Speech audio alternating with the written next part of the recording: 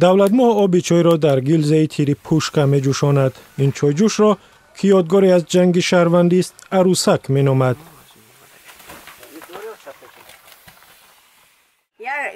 احتمال 3 مینوت 5 مینوت احتمال امیده بود جوشانده. چاقونکشون می بونیم خیلی نامش می بونیم. سال 1993 نیروهای مسلح مخالفان حکومت می‌خواستند از افغانستان به تاجیکستان بگذرند و مردم دهه مرزی قواق هم شاهد جنگ آنها با گروه‌های حکومتی می‌شدند. نه خیلی می‌ترسیدیم می‌لرزیدیم خیلی بخلمون را به قوال می‌گرفتیم دلپری می‌دادیم که خیلی قفمون رو مثال بردم دوریم و نگاه بینمون می‌کنن. ارتش روسیه به نیروهای حکومتی کمک می‌کرد و آنها از اسلحه گوناگون مخالفان را هدف می‌گرفتند. بعد از ختم جنگ در میدان گیلزه ها می‌ماند. گیلزه های به حساب خیلی چندین بار آنها تیر زدند، اما غارها و دیها و هم ناچو هم در آنها پولی همه خیلی چیزا بود. ما همین چیزا را مثال رفته کشوندیم آوردیم همینجا خیلی بودیم یک اون کردکان میاد البته گیلزه آوردیم. این گیلزه از همان جنگ ها مانده است که در خانه دولتماه نگه داشته می شود.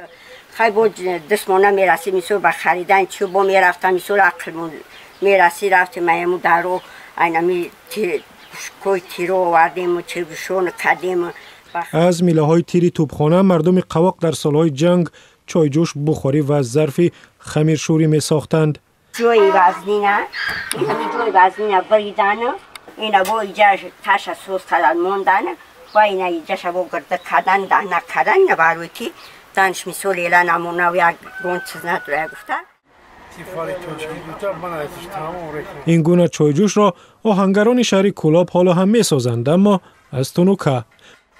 بابای اسلم سال هاست اسباب روزگار می سازد و می گوید تنوکه در سالهای 1993 کم شد. مردم هرچی به دستشان می افتاد برای ساختن اسباب روزگار می آوردند. اما راو محکم بود رای کولاب ماتریال نبود نگاز ماتریال نبود همون گیرزه را می آوردند برای پولکای برای اسکرای برای چی چوچو برای خودشون یگون تا می آوردند ما چی میکنیم صبح میدونیم. بابای اسلم میگوید زمان جنگ مردم شمس‌الدین شاهین که قواق تابع آن ناحیه است گیلزه های توپخانه را به پیش او می آوردند و او در عوض گندم و نخود برای آنها ستیل، چایجوش و لوله های بخاری می ساخت. از آن روزهای وحشت انگیز برای مردم قواق 24 سال سپری می شود. دیگر از نبردهای خونین در دهه فقط همین ظرف‌های از گیلزه ساخته شده درک می دهند.